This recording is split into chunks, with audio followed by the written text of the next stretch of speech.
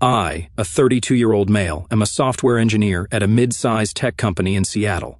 It's not the fancy FANG-level stuff, but I make decent money, around $175,000 plus bonuses and stock options. Growing up was rough in ways that didn't seem obvious at first. My dad, Tom, a 58-year-old male, worked at the post office but got injured on the job when I was in high school and hasn't worked in 15 years. My mom, Karen, a 57-year-old female, tried being an Instagram influencer at 50 plus. Yeah, seriously. But mostly lives off my bank account, while calling herself a lifestyle consultant. My younger sister, Ashley, a 29-year-old female, dropped out of 3 different colleges I paid for, and now calls herself a social media consultant despite having maybe 2,000 followers across all platforms. Financially supporting them started small when I landed my first coding job, but over the years it snowballed until I was basically funding their entire lifestyle: house, cars, credit cards, vacations, the works.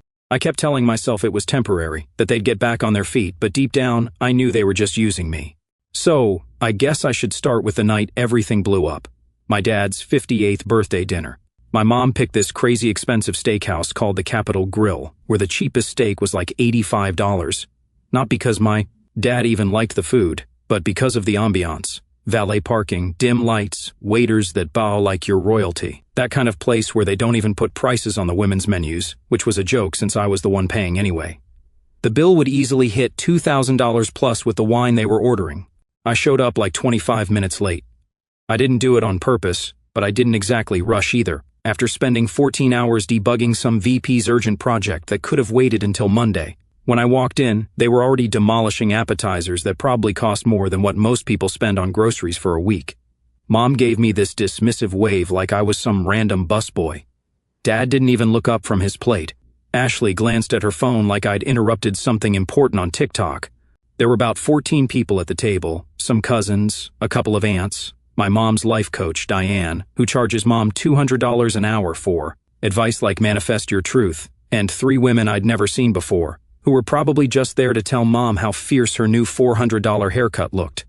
I sat at the far end of the table, as far from the action as I could get. The conversation was exactly what you'd expect. Ashley went on about her brand collaborations like it was some groundbreaking business. Spoiler, she made $600 last year from it. Dad made these comments about how some of us understand real work, directed at me, obviously, even though I literally fund their whole damn life. My Uncle Pete, a 55-year-old male, asked when I was going to invest in his latest get-rich-quick scheme, selling some kind of nutritional supplements that definitely weren't a pyramid scheme. Narrator, they were. Mom just smiled at everyone like she was Kim Kardashian receiving peasants. Every time the waiter came by, they'd order more stuff without even glancing at me. Another $300 bottle of wine, seafood towers, extra sides. Nobody said thanks or even acknowledged that I would be covering the tab. It was just expected. The same way it had been expected for the past 8 years. I was just counting the minutes until I could leave, figuring I'd do the usual, wait until dessert, slide my credit card to the waiter, make some excuse about an early meeting, and bounce. That was the routine. That's when Mom stood up and clinked her glass for a toast. So everyone shuts up and turns to Mom. I'm expecting the usual cheesy crap, to my wonderful husband, or some inside joke from when they were in college that nobody gets, but we all pretend to laugh at. But then she says, to a new beginning. Starting today, we are no longer a family. For a second, I thought it was some weird joke, like she'd follow it with something about we're becoming a dynasty or some other nonsense. But she didn't. People actually started clapping, not loud but enough to make it real. My cousin Tyler, a 27-year-old male, even whispered, "About time," under his breath. I looked at Dad. He wasn't shocked or surprised, just smug, like this was all part of the plan. That's when something in me snapped. I started laughing, not a real laugh, more like that stupid kind of giggle that happens when something is so messed up you don't know how else to react. Then I reached into my jacket pocket and pulled out the keys to the $78,000 Tesla Model Y I bought them last year. Yes, I know I'm an idiot. I dropped them on the table with a clunk that made everyone jump. Then I guess you won't need this, I said. Mom's smile froze. Dad's hand stopped midway to his wine glass. Then I pulled out my phone, logged into the joint trust account I'd set up for all of them, the one that paid for their $4,200 monthly mortgage, Ashley's $2,800 downtown apartment, all the credit cards they somehow maxed out every month, usually around $15,000 total, and closed it, zeroed it out. Done. The look on their faces, holy shit. The whole table went completely silent. Everyone was frozen, like someone hit pause on a movie. Ashley finally spoke up. "That's it?" she asked, like she couldn't believe I'd actually grow a spine. I nodded. "Yeah, that's it." She laughed. Not a funny laugh, more like she thought I was playing some stupid joke and she was waiting for the punchline. "You can't just cut us off," Dad said, his voice getting that fake emotional quiver he uses when he's trying to manipulate me. "We're your family." "Not anymore," I said, throwing Mom's words back at her. "You just said so yourself." "Starting today, remember?" Mom's face turned red. "Now listen here." "No, you listen," I cut her off. "For 10 years, I've paid your bills, bought your cars, funded your lifestyle. I've transferred over $700,000 to you guys, and the thanks I get is you publicly disowning me? Nah, I'm done." Then I stood up, looked around the table and said, "Dinner's on them tonight. Enjoy." And I walked out. About half an hour later, I found Ashley hiding behind one of those fancy curtains near the back of the restaurant. She was screaming into her phone, pacing back and forth, yanking at her hair like a crazy person. When she saw me, she turned and started yelling that I couldn't do this, that I didn't understand what I was doing, that I was destroying her influencer career before it even got started. "What influencer career, Ashley?" I asked. "You have 2,000 followers, and you haven't had a sponsored post in 8 months. "I was building something," she screeched. "I have partnerships lined up. I was going to collab with Fitness Babe XO next week." "Well, I guess you'll need to find a way to pay for it yourself," I said. Then I walked away and left her there. That night, I didn't go home. I checked into a $500 per night hotel downtown and sat at the bar for a few hours with my phone on silent, watching whatever sports game was on the TV. I didn't even care who was playing. When I finally turned my phone back on around 2 o'clock in the morning, there were 23 missed calls, 11 from Ashley, 6 from Mom, and the rest from random numbers, probably relatives who suddenly remembered I existed now that the money was gone. I put my phone on Do Not Disturb, took a long shower, and for the first time in years, I slept without anxiety. Here's the thing. This didn't start overnight. Since I got my first decent tech job at 22, I've been the family bank. It started small, helping Mom with just this month's utility bills when I was making $65,000 as a junior dev. Then it was Dad's truck payment because his disability wasn't enough. Then Ashley's first semester of college. She dropped out after 4 months.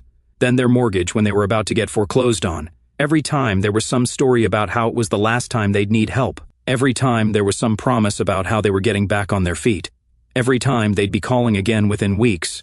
By the time I was 27 and making real money, crossed $120,000, they didn't even bother with the stories anymore. It was just expected. Mom would text me, "Need $3,500 for house stuff," and I'd transfer it, no questions asked, because the one time I did ask, I got a 3-day guilt trip about how I was abandoning family and forgetting where I came from. The next morning I drove to my actual house. Not their house, my house. The $1.2 million place I bought last year that I actually lived in and paid for. They hadn't even visited in over a year, not since I stopped hosting Thanksgiving after catching them going through my home office looking for financial documents. I made coffee and turned on the news. It was quiet, peaceful. Then the doorbell rang. It was my Aunt Kathy, Mom's sister-in-law, standing there with a concerned look in a casserole dish. Classic Midwestern passive-aggressive move. "I heard what happened," she said. "Can I come in?" I let her in because I was curious how fast the family narrative would change. We sat at my kitchen table, and she spilled everything. Dad's announcement wasn't just some random thing. They'd been planning it for weeks. Mom and Dad had already told a bunch of people they were cutting the cord with me, claiming I was toxic and had been manipulating them financially and emotionally for years. They framed the toast like some brave act of reclaiming their independence, except they never expected me to call their bluff. They thought I'd laugh it off, maybe storm out, make a scene. They never thought I'd actually take the car back or shut down the money. They thought I needed them to keep playing this little game we'd been playing for years. Kathy said Mom called her crying around midnight, not because I cut them off, but because she couldn't access one of her accounts to book a hotel for her post-birthday retreat. I'd forgotten I had that one under my name too. "And they've been talking about this for months," Kathy said, asking which relatives might take their side, figuring out how to spin it so you look like the bad guy. "And you're just telling me this now?" I asked. She looked down at her hands. "I should have said something sooner. I didn't think they'd actually go through with it." I thanked her for coming but told her I needed some time alone. After she left, I sat down and made a list of every account I had that was connected to them in any way. Joint accounts, co-signed loans, shared credit cards, insurance policies. It was longer than I expected, much longer.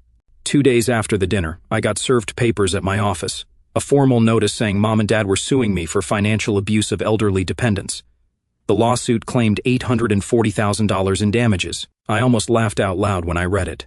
The lawsuit claimed I'd coerced them into financial arrangements and used familial obligation to exert undue control over their resources. They framed everything, every loan, every car payment, every tuition check for Ashley as if I'd been blackmailing them. The lawyer they found must have been either desperate or completely clueless about who was really bankrolling this lawsuit. The best part, Ashley joined in too. She sent an email to my company's general inbox, claiming I'd harassed her, attaching screenshots of completely normal text messages I'd sent. Like the insurance payment for your car is due, as evidence. I guess she thought the more dramatic the story, the more likely someone would take her side. My boss called me into his office that afternoon. I figured I was in trouble, maybe even about to get fired. Instead, he slid the printed email across his desk and said, "Want to tell me what's going on?" So I did. I told him everything, about supporting my family for years, about the birthday dinner, about the lawsuit. He listened without interrupting, then said, "My brother did the same thing to me for 8 years. Nearly bankrupted me. Take whatever time you need to deal with this." And that's when my cousin Ryan, a 31-year-old male, called me. Ryan and I were close as kids but drifted apart when his parents, my mom's brother and his wife, moved to Colorado.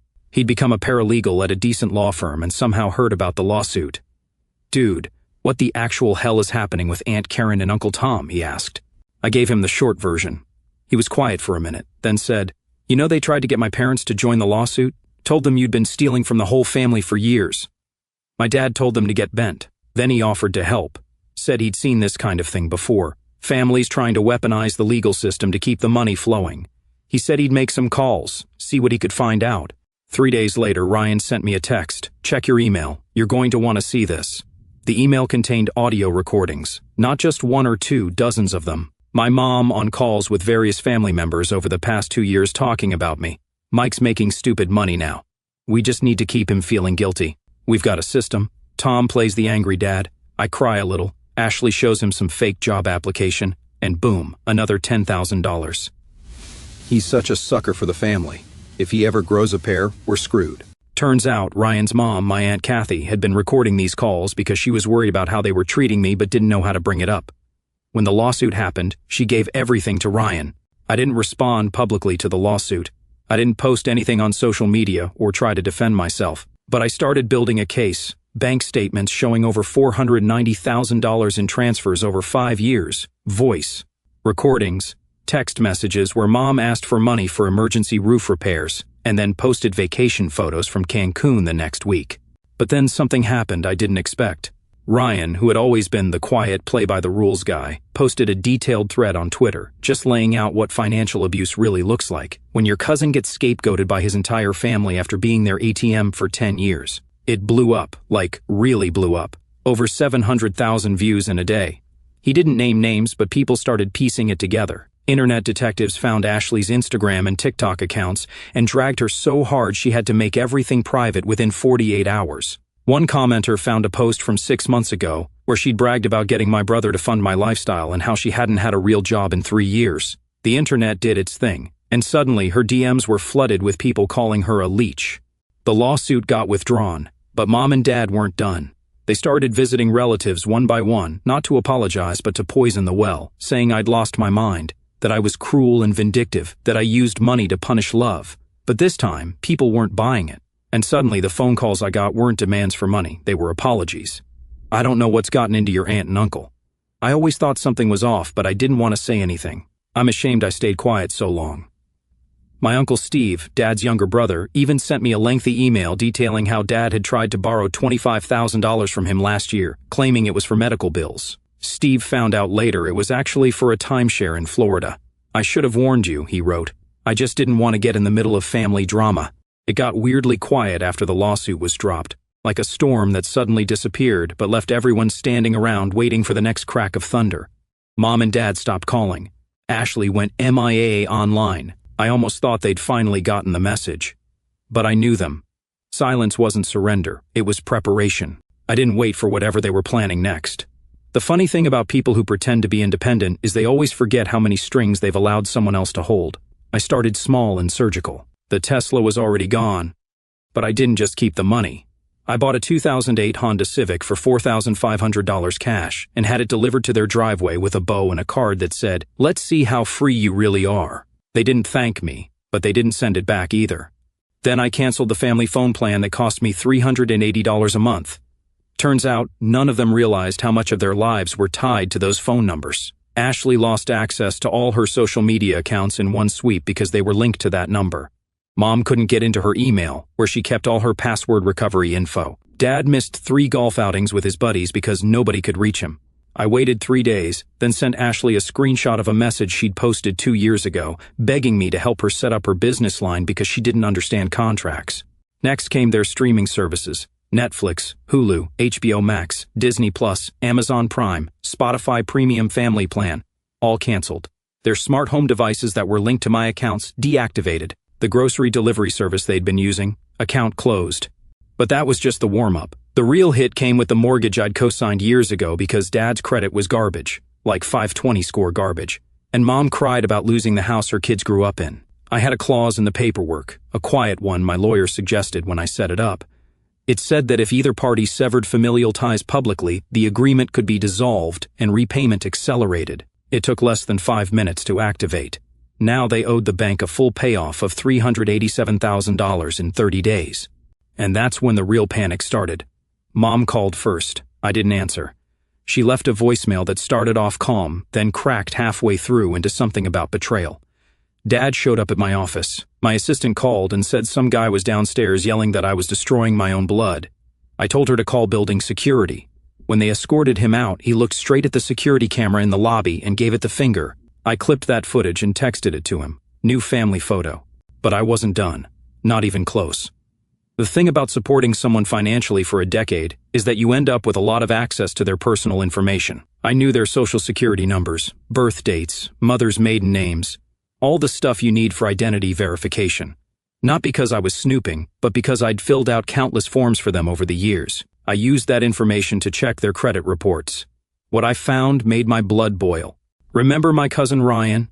Turns out he'd been doing more than just collecting evidence. He'd been talking to his boss at the law firm, a partner who specialized in elder financial fraud.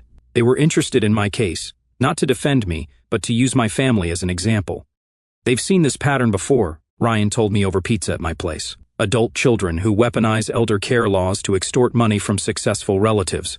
The firm wants to establish some precedent to shut it down. So I gave them everything, all the recordings, all the bank statements, all the text messages. Then Ryan introduced me to someone else, Sarah, a 36-year-old female forensic accountant who worked with the firm occasionally. She had this no-nonsense vibe that made me think she'd seen every financial scam in the book. "Your parents have been busy," she told me after a week of digging. "They've been taking out credit cards in your name for at least 3 years. She showed me the evidence, 6 credit cards with combined limits of over $120,000, all maxed out. They'd used my SSN and an old address to apply. They'd been making minimum payments from the money I gave them for bills. It was identity theft, plain and simple. But Sarah found something else too. Dad's disability was a sham. He'd been working under the table for his brother's construction company for years while collecting government benefits. Mom had a secret bank account where she'd stashed almost $45,000 of my emergency money. And the house I'd been helping them keep, wasn't even in their names anymore. They'd transferred the deed to Ashley 6 months ago, probably to protect it from exactly the kind of situation they were in now. "This is fraud on multiple levels," Sarah said. "Tax fraud, identity theft, welfare fraud, mortgage fraud. They could go to prison for this." I sat there, staring at the stack of documents she'd brought, trying to process it all. These were my parents, the people who were supposed to protect me, and they'd been stealing from me, lying to me for years. "What do you want to do?" Ryan asked. I didn't answer right away. Part of me wanted to just walk away, to cut my losses and never look back. But another part of me, a part that had been silenced for too long, wanted justice. "I want them to face consequences," I finally said. "Real consequences." I was done playing nice. Ryan's boss helped me file a formal identity theft report with the police. I reported Dad's disability fraud to the relevant authorities. I froze all my credit accounts and formally disputed every card they'd opened in my name. And I contacted the mortgage company with evidence of the fraudulent deed transfer. Within 2 weeks, their world was collapsing. The credit card companies were demanding immediate payment. The disability office suspended Dad's benefits pending investigation. The mortgage company initiated foreclosure proceedings. But here's where it gets interesting. My old college roommate, Chris, a 33-year-old male, worked at the local news station. I hadn't planned to take things public, but when Chris called and said he'd heard rumors about a financial abuse lawsuit that backfired, I decided it was time. I gave Chris an anonymous interview, face blurred, voice altered, just telling my story, how I'd supported my family for years, how they'd tried to sue me when I stopped, how they'd committed fraud and identity theft. The segment aired on a Tuesday night with the title Family Financial Abuse, The Hidden Epidemic. By Wednesday afternoon, it had been picked up by 3 national news outlets. By Thursday, it was trending on Twitter. Hashtag Family Freeloaders became a hashtag people used to share their own stories of family financial abuse. Ashley's influencer contacts dropped her immediately. Dad's brother fired him from the under-the-table job. Mom's life coach, Diane, publicly denied ever knowing her. Then came the coup de grace. I'd been quietly documenting every family gathering for years, just audio recordings on my phone, nothing fancy. I'd done it originally to remind myself I wasn't crazy when they gaslighted me about what was said or promised. Now, I compiled the greatest hits into one 17-minute audio file and sent it to everyone in the extended family. Mom drunkenly bragging about how she'd manipulated me into buying her a new car, Dad laughing about how he'd guilt-tripped me into paying for a medical procedure that was actually a fishing trip to Alaska, Ashley telling her friends I was her personal ATM and how she'd never have to work a real job as long as I was dumb enough to keep funding her lifestyle. The family response was nuclear. Aunts, uncles, cousins I hadn't spoken to in years were calling them, texting them, commenting on their now private but still viewable to family social media. Even my grandparents, who had always taken Mom and Dad's side, were appalled. I knew they were takers, my grandmother told me on the phone, her voice shaking with anger, but I never imagined it was this bad. Within a month, they were basically persona non grata at every family event. No one would take their calls. No one would let them crash on their couch. No one would lend them money. For the first time in their adult lives, my parents and sister were truly on their own. It had been almost 2 months since that birthday dinner, 2 months of silence from my immediate family while their world burned down around them. I'd moved on, focusing on my work, reconnecting with friends I'd neglected while dealing with my family's constant demands.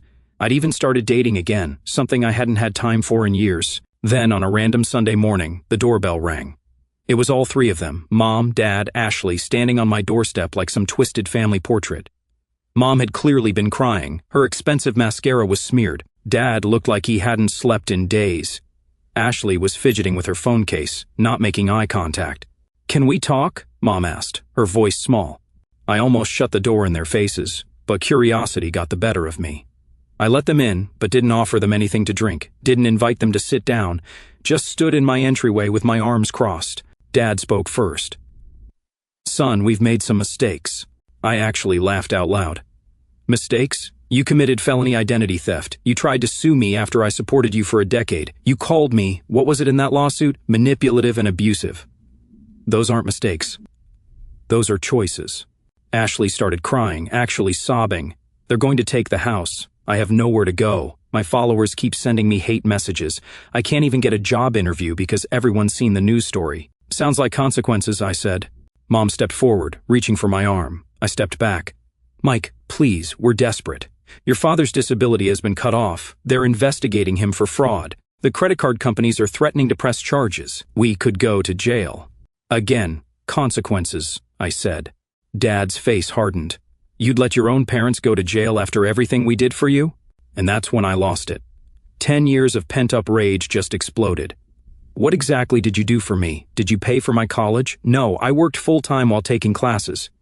"Did you help with my first apartment?" "No, I lived in a hole with 3 roommates to save money." "Did you ever put my needs before yours?" "No, you took and took and took and expected me to keep giving because we share DNA." I pulled out my phone and showed them a spreadsheet I'd made. Every transfer, every payment, every loan over the past decade. The total at the bottom, $733,846.29. That's what you took from me, not including the identity theft, not including the emotional cost, not including the opportunities I missed because I was too busy funding your lifestyle. Mom was full-on wailing now. Dad looked like he might be sick. Ashley had slumped against the wall. "We have nowhere else to go," Ashley whispered, her voice cracking. "I'm going to lose everything," Dad said, his voice hollow. "They're talking about jail time for the disability fraud. The bank is foreclosing on the house." Mom added, dabbing at her eyes with a tissue. "We'll be homeless in 30 days. They all stared at me, waiting for me to cave, to offer them money, to bail them out one more time. It was the same look they'd given me 100 times before. But this time, I didn't feel guilty. I felt strong. This is rock bottom, I told them. This is what happens when you treat people like ATMs instead of family. This is what happens when you live beyond your means and expect others to foot the bill. Mom started to speak, but I held up my hand. I'm not finished. For 10 years, I've enabled your behavior. I've made it easy for you to avoid responsibility. I've been your safety net, your bank account, your fallback plan. And in return, you've lied to me, stolen from me, and tried to destroy my reputation when I finally said enough. I walked to my desk and pulled out 3 envelopes. I'd prepared them weeks ago, hoping I wouldn't need them but knowing I probably would. These are the terms, I said, handing them each one. Non-negotiable. Inside each envelope was a different document. For Dad, enrollment information for a job training program for seniors and a voucher I'd paid for, covering the full cost. For Mom, paperwork for a small studio apartment I'd rented for 6 months, enough time for her to get on her feet, and information about actual job openings in the area. For Ashley, an acceptance letter to a vocational program in medical coding and billing that a friend of mine ran. I'm not giving you money, I explained. I'm giving you one last chance to become actual functioning adults. Take it or leave it. But if you leave it, we're done forever. I'll press charges for the identity theft. I'll make sure every potential employer knows exactly who you are and what you did. I'll make the nuclear option I've taken so far look like a warm-up. Dad started to argue, but Mom grabbed his arm. They whispered furiously to each other. Ashley just stared at the letter in her hands. Why would you do this after everything? She finally asked. Because, unlike you 3, I understand what family should actually mean, I said. This is the last help you'll ever get from me. Make it count. They left without another word. I didn't expect them to take the offers, honestly. I figured they'd find some other relative to leech off of, some other story to tell. But a week later, Ryan called. You're not going to believe this. Uncle Tom showed up at that job training program today. 2 days after that, the property management company for Mom's studio apartment confirmed she'd picked up the keys. Ashley was the last holdout, but 3 weeks later, my friend who ran the vocational program texted me. Your sister enrolled today. Didn't look happy about it, but she's here. I didn't reach out to any of them, didn't check in, didn't ask how they were doing. That part of my life was over. 6 months later, I got a letter from Dad, just a few lines. The program got me a job at a warehouse. It's hard work, but it's honest. Thank you for not letting me go to jail. I don't expect forgiveness. A month after that, a text from Mom with a photo of her employee badge from a local hotel where she'd gotten a job as a receptionist.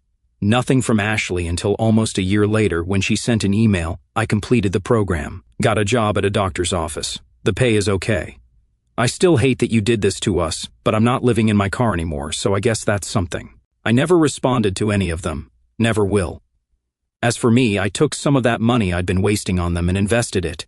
I started my own software consulting firm, bought a cabin in the mountains where I spend weekends with people who actually care about me. Ryan and his wife have a standing invitation, so do the other cousins who stood by me. The parasitic family I was born into, they get to live with the consequences of treating their son like an ATM. And I get to live free. Sometimes, the best revenge isn't making people suffer. It's forcing them to finally grow up while you move on without them. Some people are saying I was too harsh on them and should have given them more chances. Let me be clear. They had 10 years of chances, 10 years of support, of second chances, of just this one more time. If you still think I should have kept supporting them, feel free to send them your money. I'm sure they'd appreciate it.